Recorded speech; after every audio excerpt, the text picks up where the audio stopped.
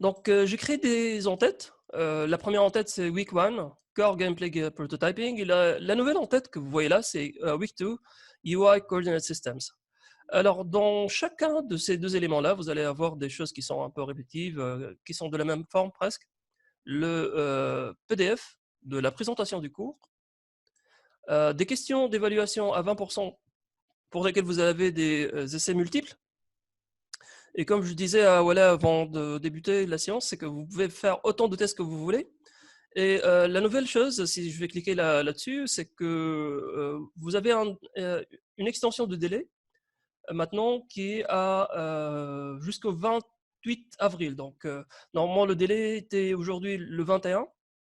La même chose a été faite pour le test Limited Trials, pour lequel vous avez 40 minutes et vous avez seulement 2 tentatives qui vont être toutes les deux comptabilisées pour la moyenne. Et ce test aussi a été étendu d'une autre semaine, le 28. Alors, je pense que je ne vais pas étendre encore plus. Donc, ça va faire 2 semaines pour ces deux éléments-là. Alors, j'espère que tout le monde arrive à me suivre. Alors, le chapitre numéro 1, il s'appelle Rapid Gameplay Prototyping. On a vu le Week 1 et maintenant, on va voir aujourd'hui le Week 2. Et le Week 2, ce qu'il va présenter, c'est UI Coordinate Systems. Alors, on a vu la création de UIs. On sait comment faire ça, n'est-ce pas? On l'a fait le semestre 1. Normalement, ce n'est pas quelque chose qui est vraiment très difficile à faire, n'est-ce pas?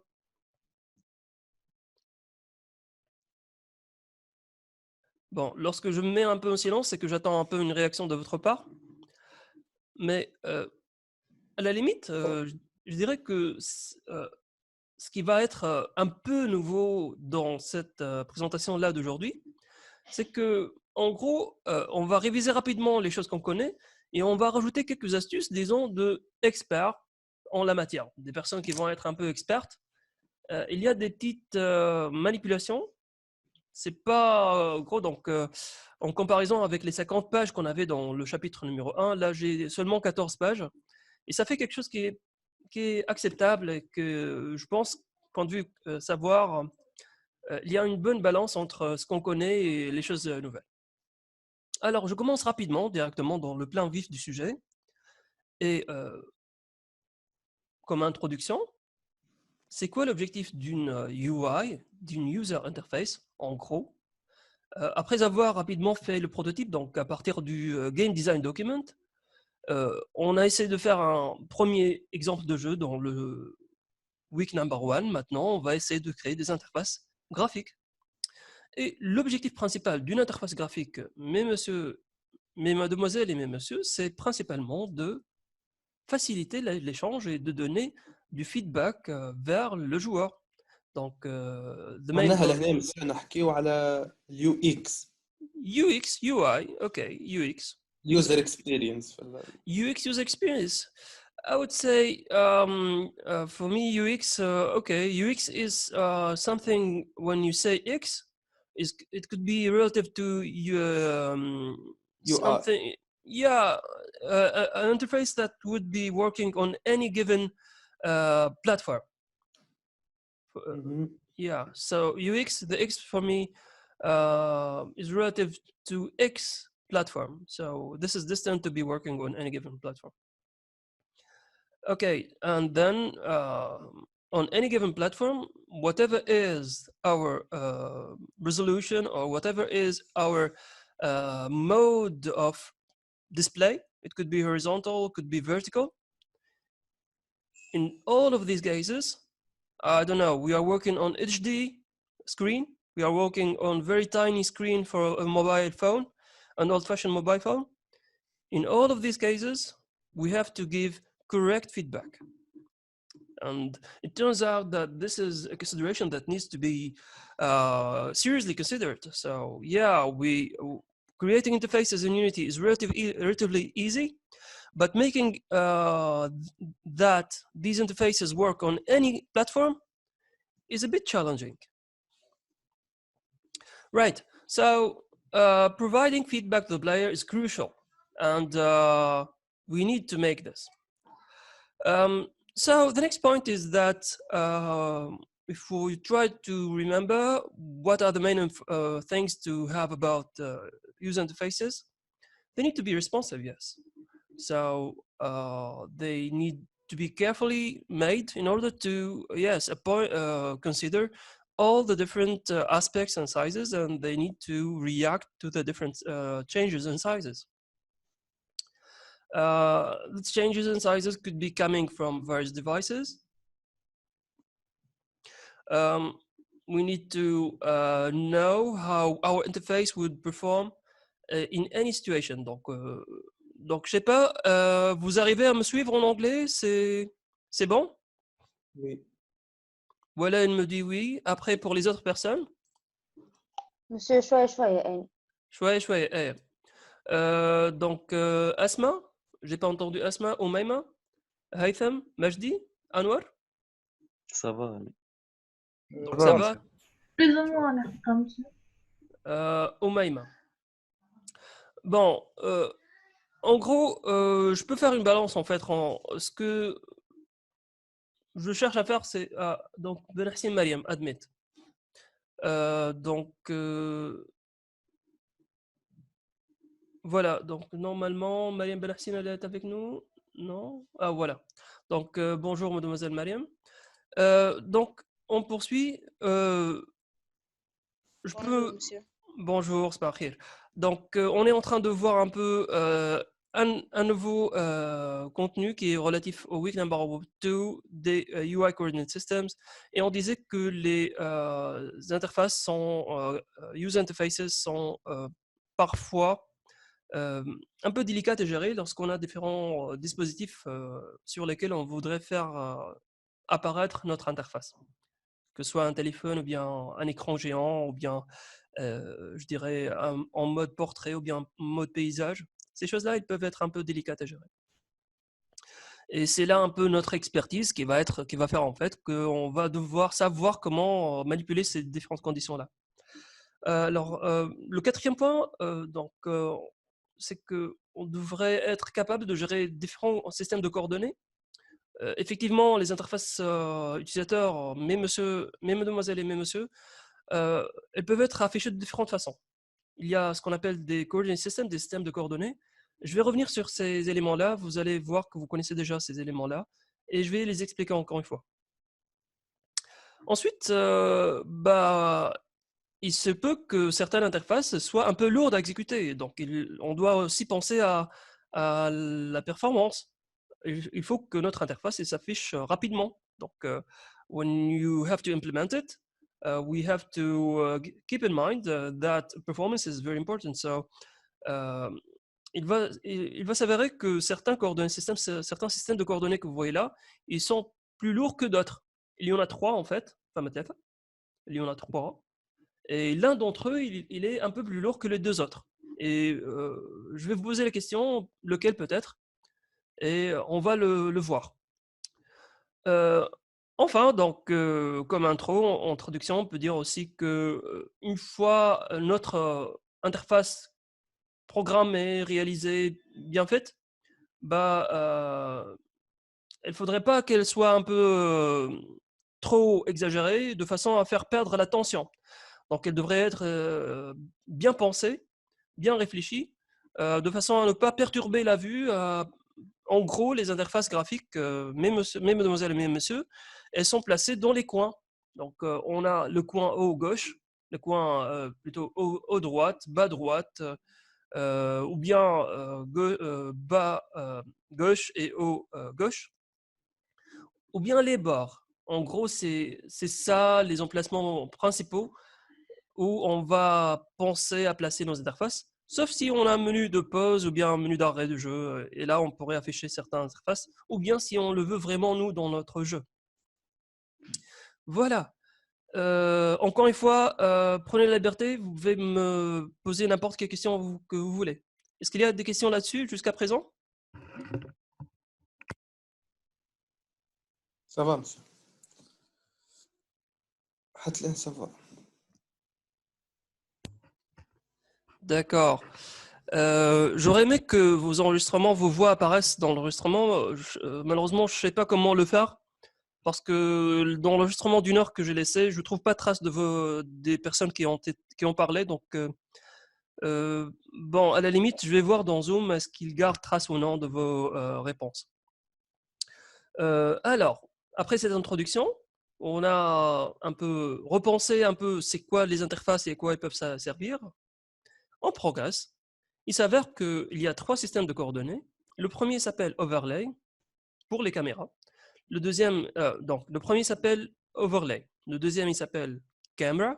Et le troisième s'appelle World.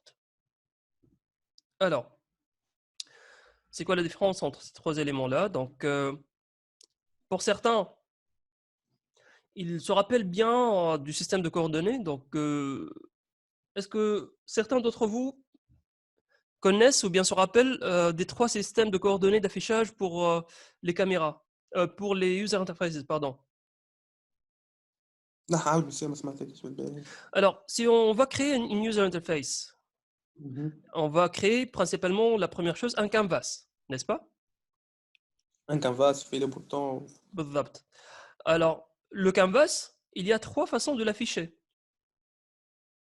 Est-ce que vous vous rappelez de ces 3 façons de l'afficher?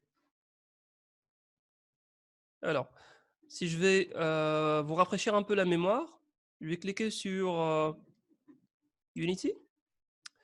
Et là, normalement, j'ai une interface, un canvas, voilà.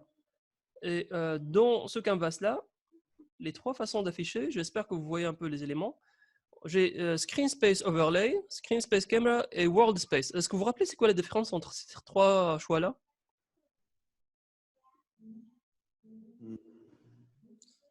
Oui, non? وورد سبيس باش تكون حسب الوورد، الكاميرا باش تتبع الوورد. Alors, le World Space, la caméra, elle va être indépendante du World. Alors, si je vais cliquer sur l'espace 2D, donc ce que je vais avoir, c'est une caméra qui, en fait, elle peut se déplacer indépendamment du World. Oui, c'est vrai. Après, pour les 2 autres, Screen Space, سكرين سبيس باش على في الوسط وباش تبعث الكانفاس الكلها، باش تمشي في الكانفاس الكل. je تمشي في الcanvas كلها. Donc, ce que je peux noter, c'est que entre World Space, le texte là, il disparaît. Et j'ai la possibilité de déplacer la caméra dans l'espace. Pour le canvas, maintenant, si je vais cliquer Screen Space Overlay, le texte réapparaît. Si je clique sur la caméra, bon, je dirais que ça apparaît toujours, je dirais. Et si je vais choisir dans le canvas la 3e option, Screen Space Camera, donc il me demande à choisir la caméra, donc je vais choisir disons cette caméra main. Et là, bah, c'est étrange, les choses disparaissent. Et mais ce qui est intéressant, c'est que je dirais que si je vais double-cliquer sur la caméra, voilà. Donc ce qui est intéressant, c'est que tout est collé sur la caméra. Alors, si vous étiez à ma place, Monsieur Mawala et les autres membres de la classe, je dirais par exemple, hey, qu'est-ce que vous allez choisir entre ces 3? Qu'est-ce qui vous semble le meilleur? Screen Space Overlay, Screen Space Camera ou bien Screen Space World Space? سا ديبون انا والريزولوسيون نتاع الاكران اللي باش نخدم عليه. اذا كان انا مثلا باش نخدم على ريزولوسيون 1024 720 باش نختار السكرين سبيس. اذا كان انا نخدم في الفول اتش دي Screen Space lequel? Overlay ou bien caméra? الكاميرا، اذا كان الكاميرا الاكران صغيره باش نخدم كان على الكاميرا. اذا كان انا عندي الفول اتش دي ويبلي معناها باش نحط اوفرلاي عاد، خاطر اوفرلاي هي خير، مع عبد ماذا بيه يلعب براقب السكور نتاعو باش يشوف. Overlay عادي. Donc Full HD, je dirais ça fait 4000 pixels x 2000, quelque chose comme ça. فول اتش دي 1920 1080. Pardon. 1920 1080. Le 9, il veut pas s'écrire. Allez. من الفول D'accord. اتش دي وانا ماشي لل 2 كا 4 كا 8 كا باش تكون اوفرلاي خاطر عند فما اسباس كبيره باش يكون في الاكران. Overlay. Donc, vous êtes en train de jongler entre Screen Space Camera et Screen Space Overlay. Et pour le World Space, qu'est-ce que vous en pensez?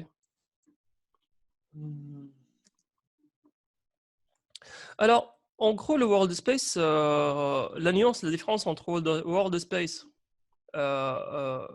ça en tant que World Space, et les deux autres, elle est évidente parce que euh, dans le World Space, vous avez le canvas qui est placé comme étant un objet, un game object en fait, dans notre scène.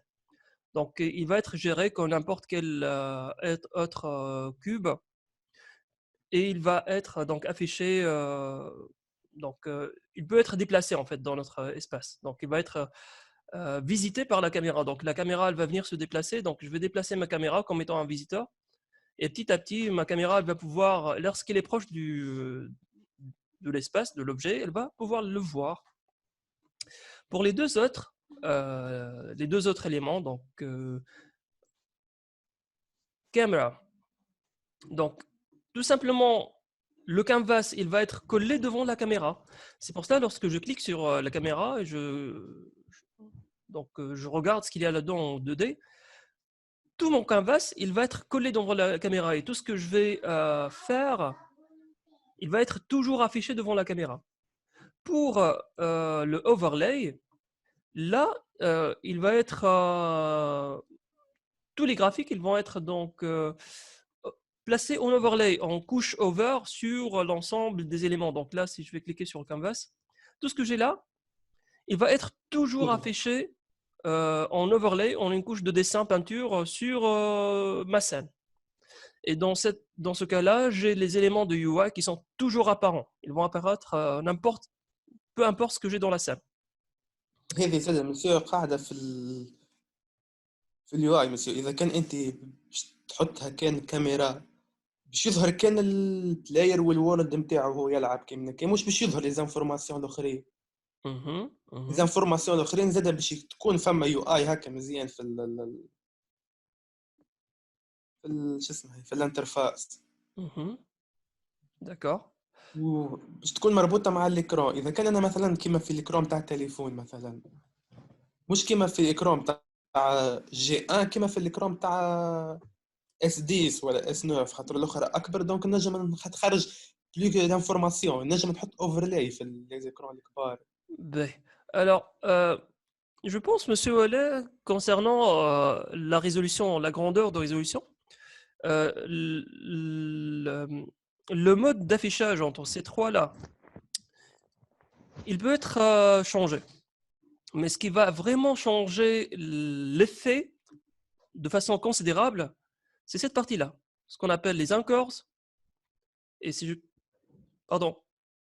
je clique sur Shift, ce qu'on appelle les pivots, et si je clique sur Alt, là, le déplacement. Et c'est ce coin-là que vous voyez là, ce qu'on appelle anchor, qui fait vraiment que peu importe ce que je fais, peu importe si je vais cliquer sur Alt et déplacer. Donc là, vous voyez mon score qui est apparu là. Si je fais double-cliquer, voici le score. Donc peu importe la grandeur de mon écran, si c'est du Full HD ou bien du 4K ou je sais pas quoi. Donc je vais toujours avoir les contenus qui vont apparaître. Maintenant, je vous invite, Wallet, ainsi que tes collègues de classe, à suivre un peu la différence entre les trois modes que vous voyez là. Je vais revenir sur leurs détails et les expliquer encore une fois.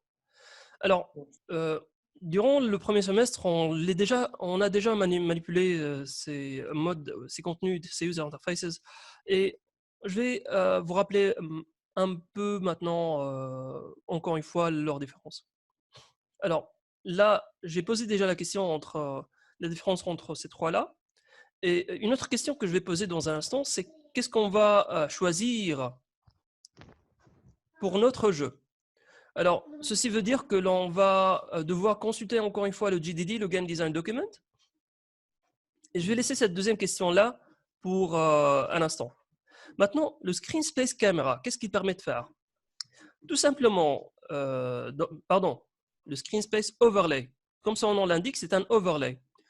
Si vous avez des objets 3D dans votre scène et vous avez le UI, le User Interface, tout ce que va voir votre caméra, il va toujours avoir le UI qui est placé dessus.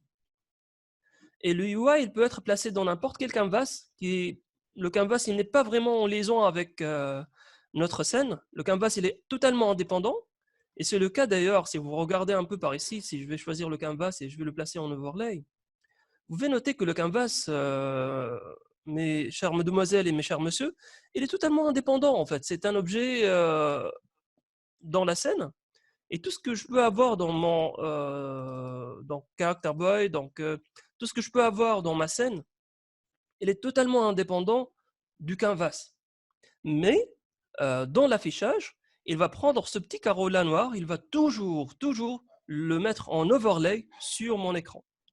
Donc, vous pouvez voir donc, dans ce cas-là que peu importe ce que j'ai, toujours il va apparaître sur mon écran, sauf si moi-même je décide de le cacher ou bien de le mettre en deactivated, en mode désactivé.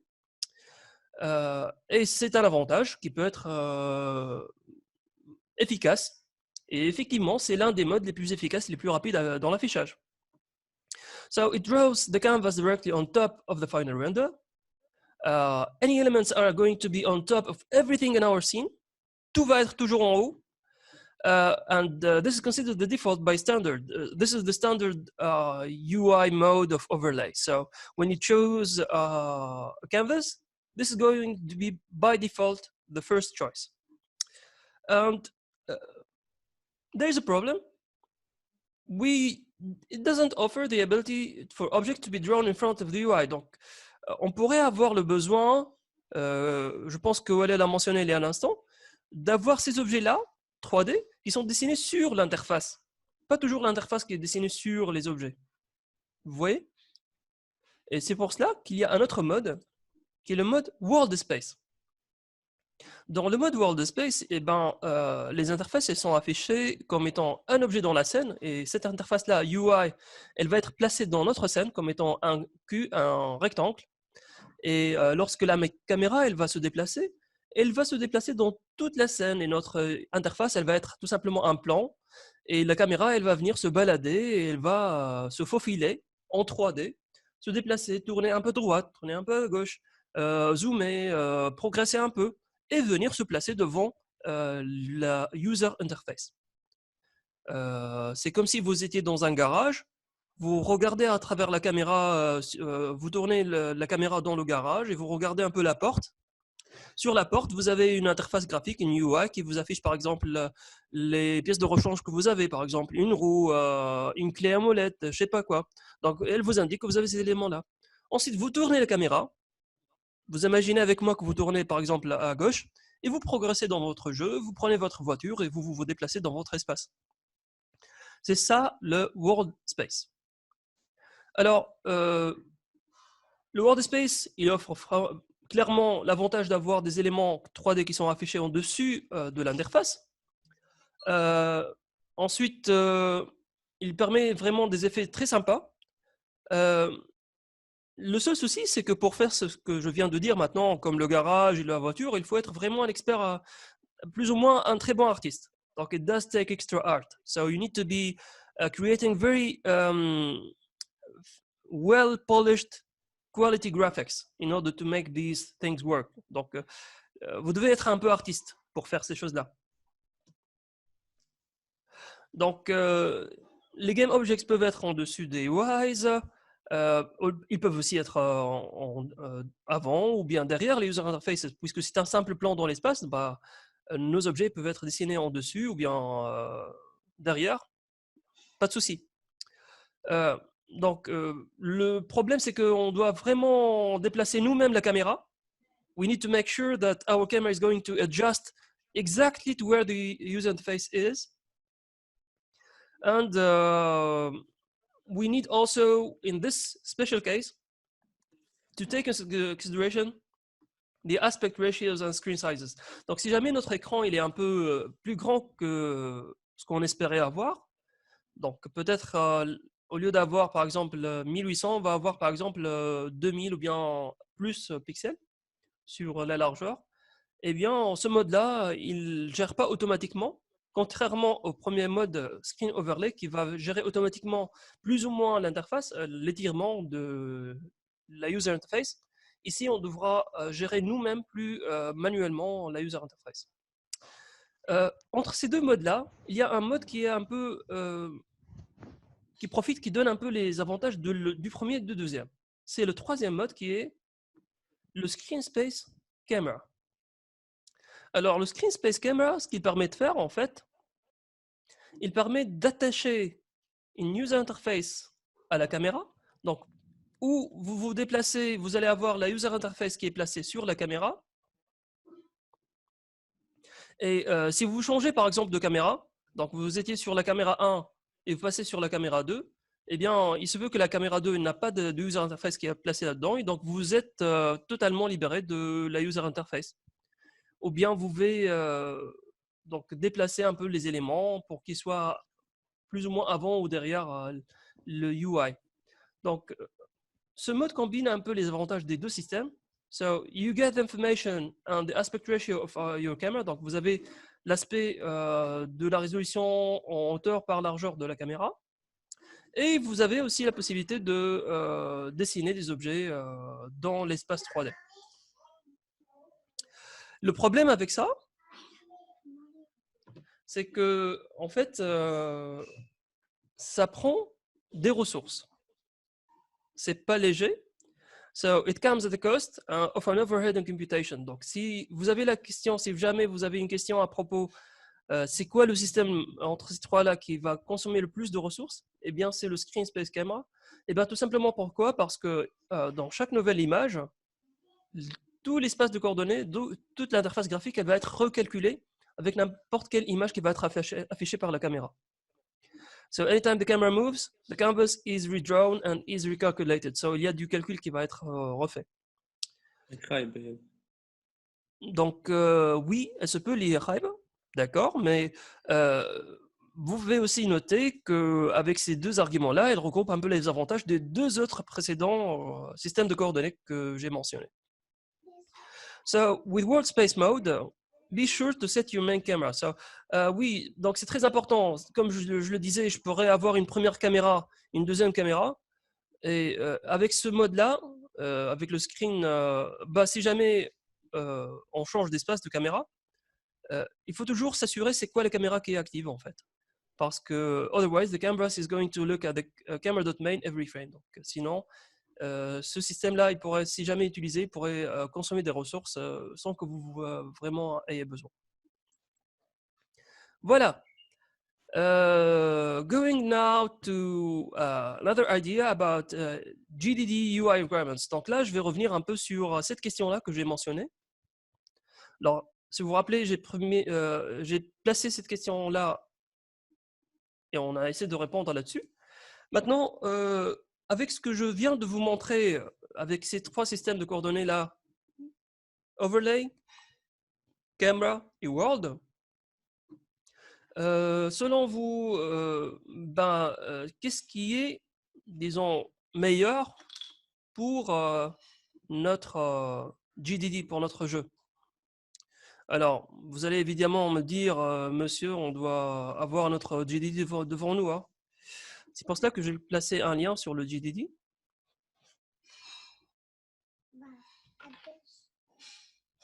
Donc là, c'est, j'espère que vous voyez mon écran. Donc là, c'est le Game Design Document. Encore une fois, si je vais revenir sur, donc je vais fermer ça.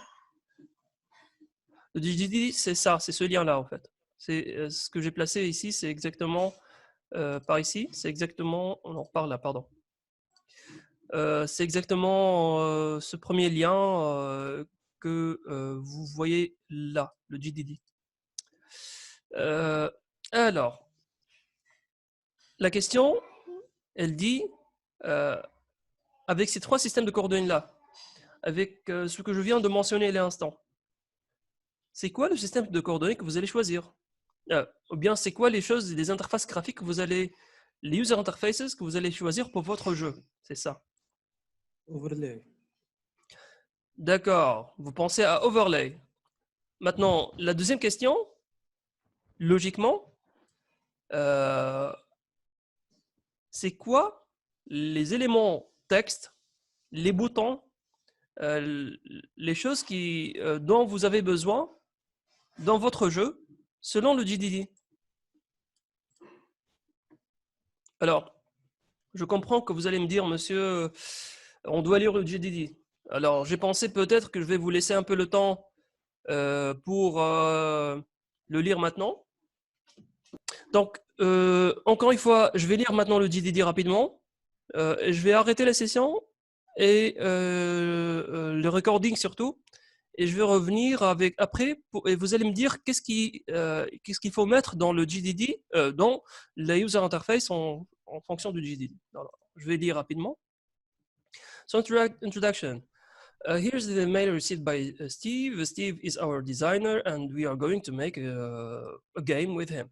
So the game is about an infinite platformer where we will be continuously running on a 2D world. The main challenge is jumping from a platform to another, and this becomes difficult as we progress. The second challenge will be to jump over enemies. There are different types of enemies. They will be similar, but they will be of different colors. Some of them will walk, some of them will jump, will be flying. The player can jump on enemies to kill them, but also to jump to the far, I would say, platforms. And this is an extra difficulty as the game progresses. So the player control is physics-based. It will be moving horizontally. The screen needs to give the player a good preview, and the player can't go back. He can stand, he can stop, but he has always to go forward. And the player's death is not a big deal. He could survive many times to falling, and every time he comes from above. Every time he falls, he comes from above the screen. About the enemies, they'll be with different types. We will have some walkers, some jumpers, bombers, some chargers, maybe some bobbers, some flappers, and some orbiters. And for example, the air enemy that orbits around a point in a circle pattern is called an orbiter. About the level design, the level needs to be randomly generated from different platforms that we have in our scene. The same platform section can't appear next to itself, so it has to be randomly generated. The enemies should be randomly appear, and there should be some flying enemies on gaps. When we have a large gap, there should be an enemy to jump on. About the score, this might be useful also. The player scores point for how far they get. There are some bonus points for enemy killed. We also want to know the distance, because it's important. This is the distance that we have traveled, and how many enemies we have killed. So these kind of informations that could be valuable. And we'll have to play with the scoring math to find good balance. Lives and scores need to be shown to the player. Oh, I will read this again. Lives and scores need to be shown to the player at all times, but should not distract gameplay. They need to be shown all times, but not distract the player. Right, so just before I end this first half of session, I just want to show you how the game is for now. And I hope that this reacts rapidly. 3, 2, I'm waiting for this button to become blue. 1. Hopefully this will be activated. Okay, it doesn't want to be activated. So I'll stop the sharing for now. I'll stop the recording. I'll end the session, and I'll be back again. I hope that you'll join me once again to tell me about the user interfaces that we could have. Right, so end meeting.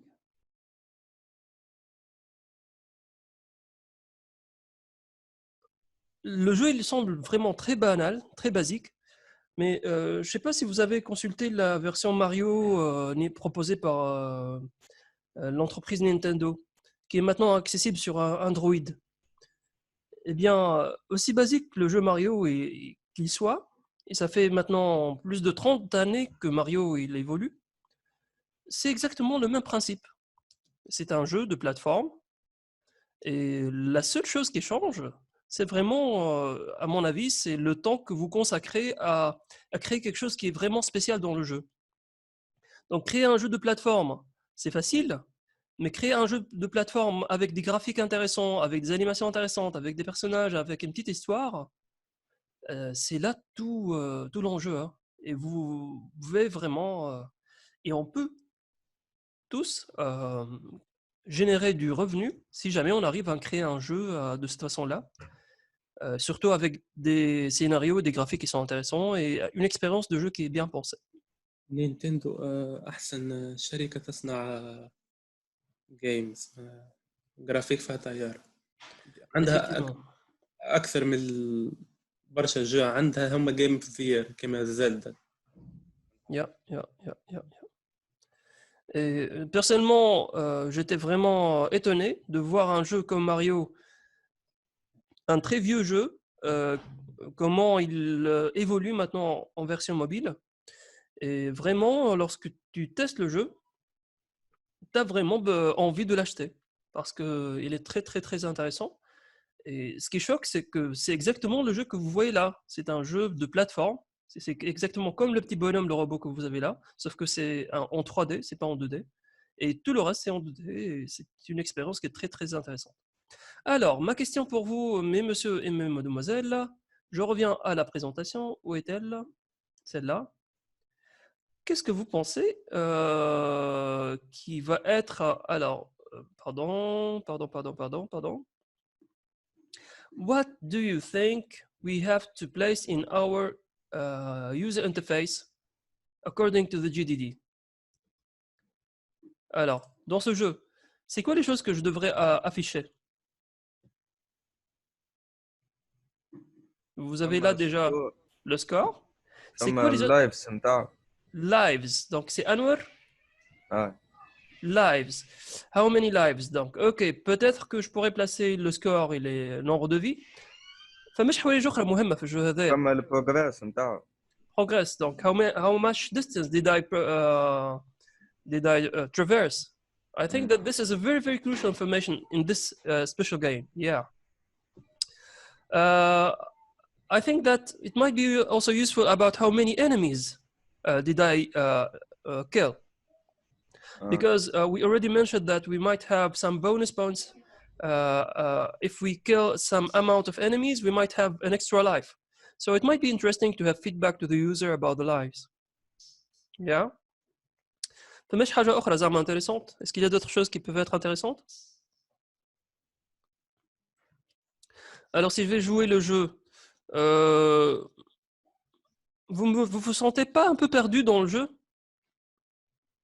Vous sentez pas un peu que le jeu il est un peu trop large?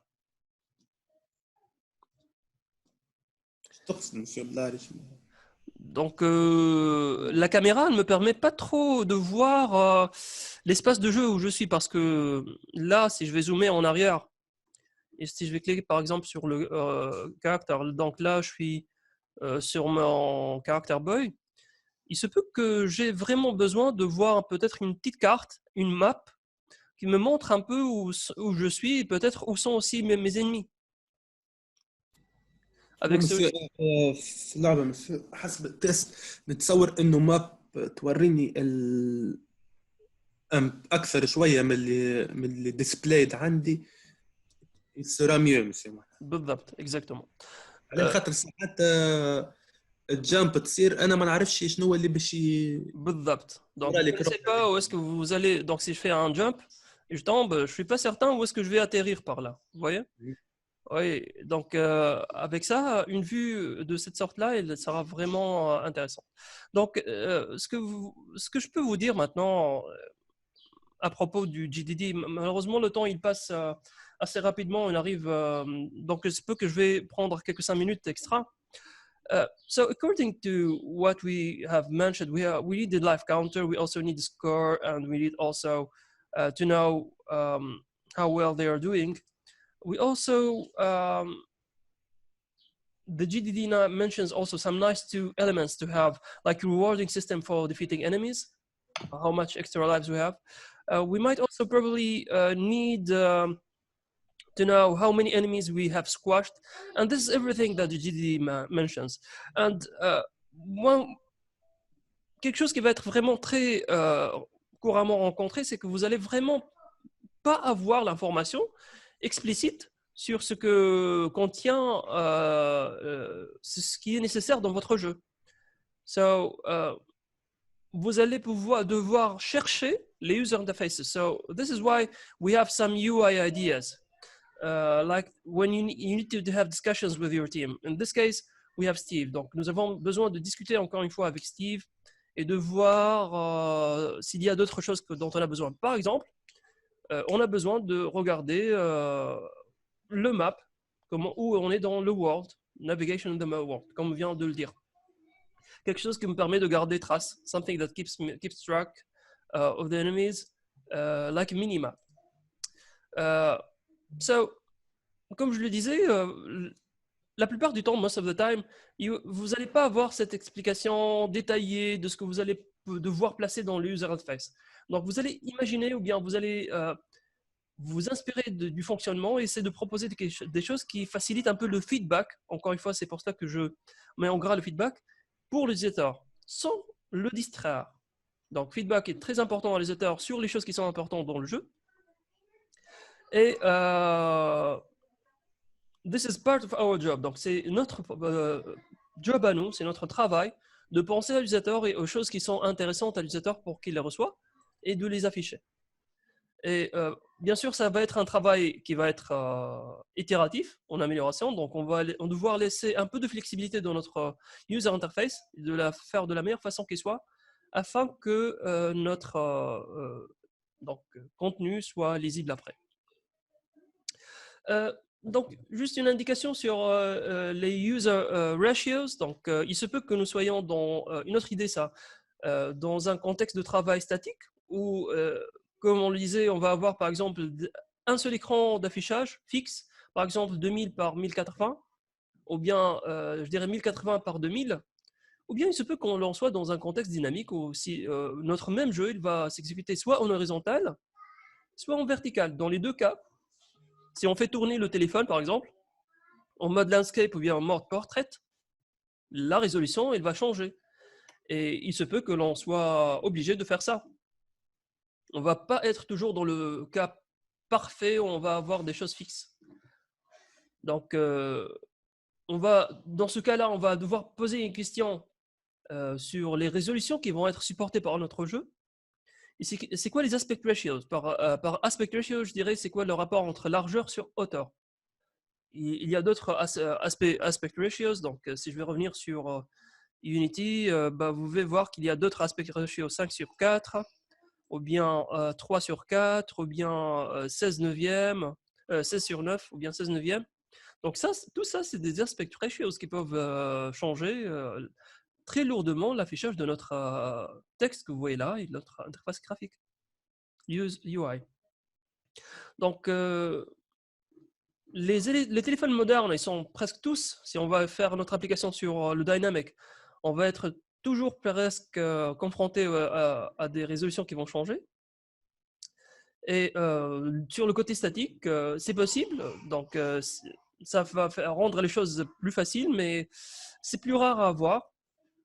C'est possible de l'avoir sur les casques de réalité virtuelle, où vous allez avoir une résolution qui va être fixe. Mais ce n'est pas toujours le cas. Et dans la majeure partie des cas, on va être forcé de rectifier un peu nos interfaces pour faire plusieurs considérations à la fois.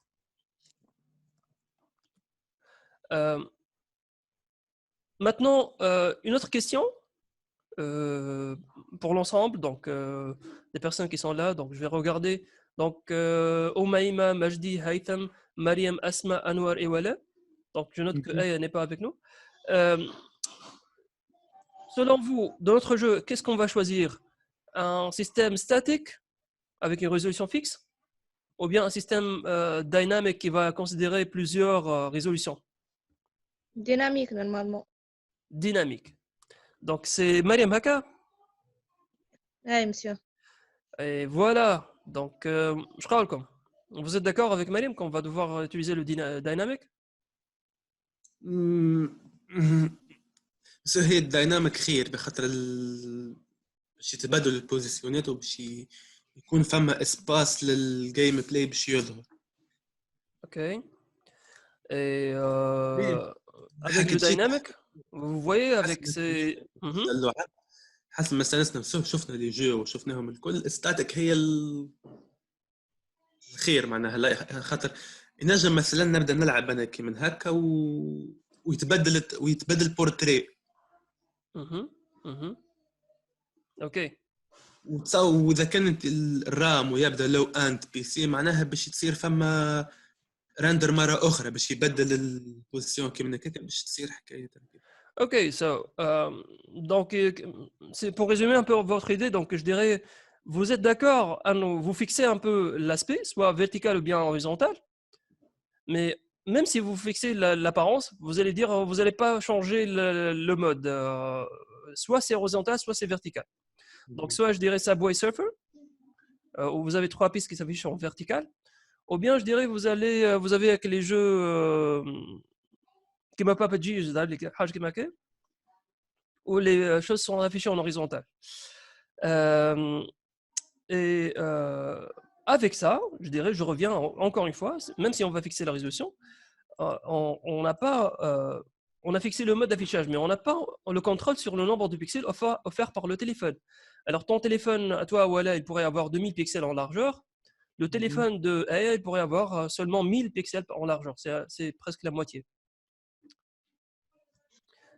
Et donc, vous voyez, dans tous les cas, on doit penser à une certaine, disons, finition de notre interface.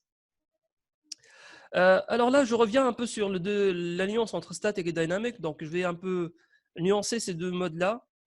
Static, donc in this case, any UI system is going to be well known, exactly fixed, and this is the perfect case actually. Unfortunately, this is not common. We have variety of monitors. Maybe on phones, we have variety of resolutions, shapes, and sizes. And the good news is, if we are developing on VR, we will be in this very special case of very static resolution. But we will need to manage the difference in number of pixels from one device to the other. Now going to the dynamic aspect ratio, and hopefully Unity tries to give us some help elements. Donc, A. Mbark is getting back with us. Donc, puisque A est là, je devrais parler en français. Alors, vous voyez, si je clique sur ces éléments-là, donc les canvas, donc il faut vraiment, disons, obligatoirement toujours penser à utiliser ces éléments-là d'organisation des éléments. Alors, vous allez me dire, monsieur, on a oublié à quoi ça sert. Alors, juste pour rafraîchir un peu la mémoire, je vais partir sur le canvas. Et je vais cliquer sur le canvas, le texte, voilà. Donc si je clique sur mon texte, donc là, je place mon texte. Donc ça, c'est le Anchor qui est placé là-dessus. Si je clique sur le Alt, voilà, donc c'est tout l'élément qui est déplacé là-dessus. Si je clique sur Shift maintenant, je suis en train de cliquer sur le bouton Shift.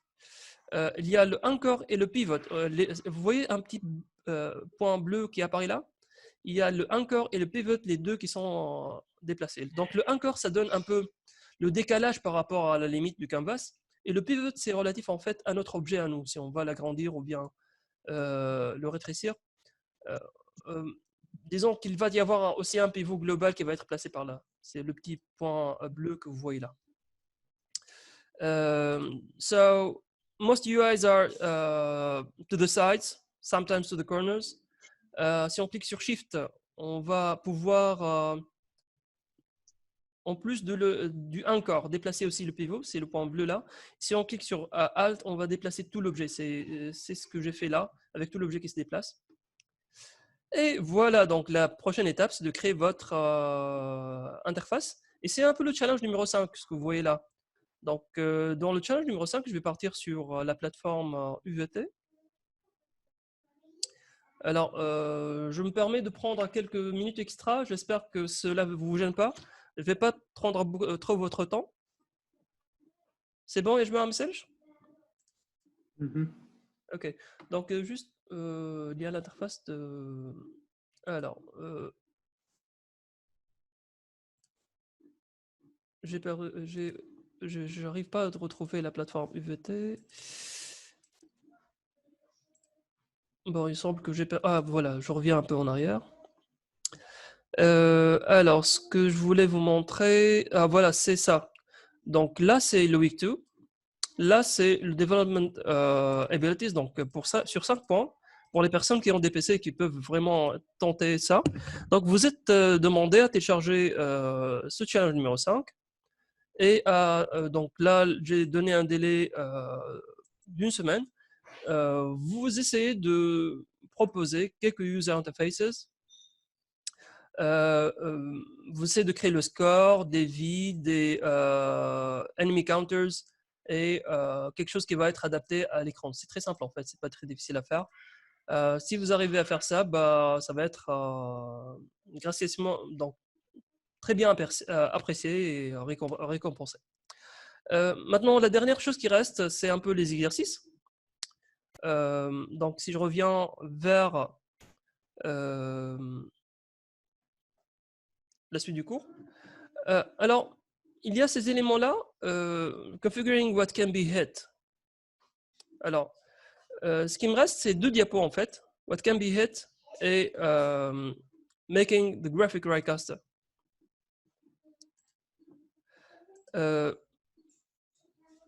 Ça, c'est nouveau, en fait. C'est quelque chose qui est un peu, disons, propre aux personnes expertes. Mais ce n'est pas très difficile à comprendre, en fait. Il s'avère que les choses qui sont cliquables dans notre interface, elles sont gérées par ce qui est appelé un graphic raycaster. Et ce graphic raycaster, eh bien, il consomme un peu des ressources et on peut l'optimiser. Si on va partir sur le canvas, sur mon canvas là, il s'avère qu'il y a un graphic raycaster, ce component-là. Et une façon d'optimiser, parce qu'il va chercher en fait, il va chercher des rayons, des points de clic. À chaque fois que vous cliquez, si vous cliquez ici, vous cliquez, je suis en train de cliquer avec ma souris, tac, tac, tac, tac, tac, tac, tac, le canvas, il va chercher.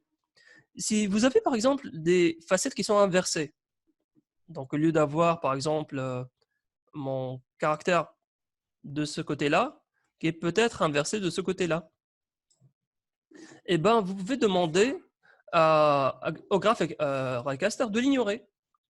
Donc, si vous ignorez les facettes reversées, eh ben, vous gagnez du temps, vous gagnez encore des calculs. Vous n'avez pas à calculer des choses qui vont pas recevoir d'interaction. Il y a 2 autres choses qui permettent d'optimiser un peu les ressources. Donc, si vous avez jamais des objets qui bloquent un peu l'affichage, par exemple des objets qui peuvent être 3D ou bien 2D, vous pouvez spécifier c'est quoi ces objets-là qui peuvent être, par exemple, si je vais placer un cube, alors j'espère que mon cube, voilà. Si mon cube, il va cacher un peu mon élément, par ici, alors cette zone-là, elle peut être aussi enlevée du raycast. Donc ça, c'est une autre option. Donc là, je peux cliquer 2D ou bien 3D. Donc là, les objets 3D peuvent bloquer un peu le raycasting. Donc ils vont être ou bien none, ou bien all. Et aussi, je peux spécifier un masque. Donc là, j'ai en fait tous les layers, toutes les couches qui vont rentrer dans le jeu du raycast. Je peux enlever, donc tout simplement, je peux enlever les UIs, je peux enlever le water, les couches, ces couches-là, je peux les enlever et les rajouter dans les couches qui vont être considérées par le raycasting. C'est bon? Donc, il y a Wale qui arrive à me suivre. Donc, juste pour que vous arrivez à me suivre, je vais juste mettre ces éléments-là un à un au clic pour que vous arrivez à voir un peu les éléments. Donc, on gère les graphiques Raycast et on peut les optimiser à travers trois points. Soit on ignore les façades cachées, soit on spécifie les objets qui vont pouvoir masquer le Raycast, ou bien on peut limiter un peu le nombre de couches ou bien de layers qui vont rentrer dans le jeu du Raycast. Donc, ça permet de gérer un peu les emplacements où on va cliquer. Donc, par exemple, si on a un menu de pause, on peut cliquer là-dessus, ou bien des options sur lesquelles on va cliquer. Donc, on va les gérer à travers des Raycasts.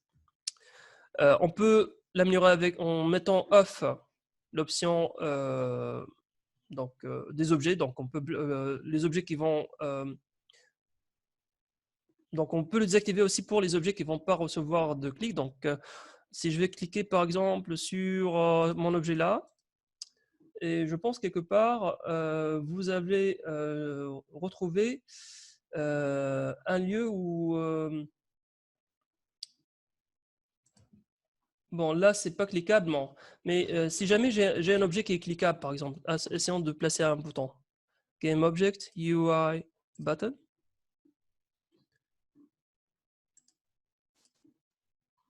Voilà, vous voyez ça? Ce bouton-là, Raycast Target. Si je le désactive, donc il ne va pas recevoir des Raycasts. Donc ce bouton-là, il va sortir de donc ce même voilà, Raycast Target. Je peux l'activer ou bien le désactiver. C'est parce que c'est ça ce qui est mentionné là. On peut le mettre à off pour ne pas recevoir des Raycasts. On peut aussi ignorer les facettes cachées. On peut aussi avoir des objets qui bloquent, des objets 2D ou bien 3D. Donc, ça va être plus léger à gérer. Et on peut aussi créer un masque. Le masque, en fait, c'est un simple donc, information 0,1. Ce masque-là qui va gérer un peu les choses qui vont apparaître. Voilà, donc ça, c'était la dernière diapo. Je pense que j'ai pris un peu trop de temps.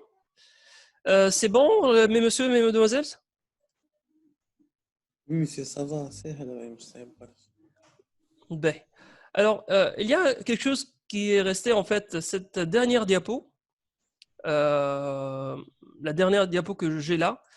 Je vais l'expliquer dans une vidéo différée parce que ça va prendre un peu quelques autres 5 minutes et je ne voudrais pas trop charger le temps de la présentation maintenant. Donc, les personnes qui étaient présentes avec moi aujourd'hui, je peux citer... alors, c'est qui les personnes? Donc, j'ai Asma, que je dois remercier d'avoir assisté. Voilà, je te remercie pour ton engagement. Anwar, merci pour leur activité. Et merci pour l'expression des besoins. Haytham, merci d'avoir assisté.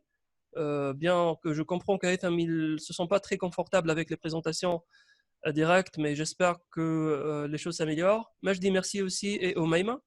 Merci à toutes les autres personnes qui sont été avec nous. Donc, je vais peut-être... alors, je crois comme je mets 2 vidéos séparées ou bien je les joins en une seule vidéo? une seule vidéo. Wahda bark. Ok.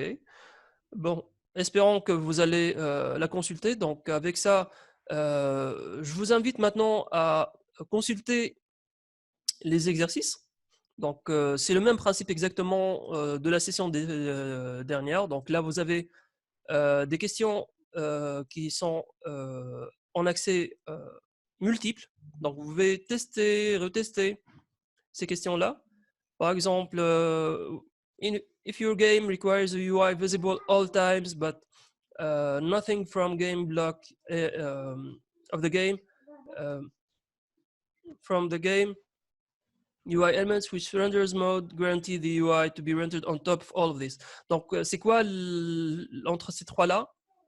Le mode qui permet à l'interface d'être affichée en dessus de tout. Le workspace, le overlay, ou bien le screen space camera. Ah, la caméra. Donc, il y a soit le overlay ou bien la caméra. Les deux, ils permettent d'afficher l'UI en dessus de tout à 100%. Donc, dans la caméra, je peux switcher. if your game requires that the UI visible all times and nothing from the game block any UI element all the time. Alors, si ça va être all the time, ça va être overlay. Alors, si je vais, par exemple, cliquer sur n'importe quelle réponse, cliquer par exemple sur ce choix-là, faire next page. Alors ça, c'est une dernière diapo. Cette question-là est relative à la dernière diapo. Je vais créer une vidéo pour vous expliquer. Je vous laisse un peu tester votre chance. Si vous avez des questions, on pourra par exemple essayer de les faire pour la prochaine fois, de voir ce que vous avez eu. Finish attempt. Alors, si je vais faire par exemple submit, vous allez avoir, donc là c'est correct. This mode renders the game and can't have a game. Donc là, vous avez des indications que vous pouvez exploiter. Là, c'est correct. C'était pas au hasard. Donc là, c'est pas correct. Your answer is incorrect. Donc là, vous avez des indications. Et là, c'est seulement incorrect. Voilà, donc avec ça, si vous arrivez à faire cette question-là, eh ben, vous allez pouvoir ensuite, je l'espère, partir vers l'autre question. Vers le test à 80%. Voilà, donc avec ça, je vais arrêter le recording et arrêter la session. Donc, merci encore une fois à toutes et à tous qui ont été patients d'être avec nous aujourd'hui.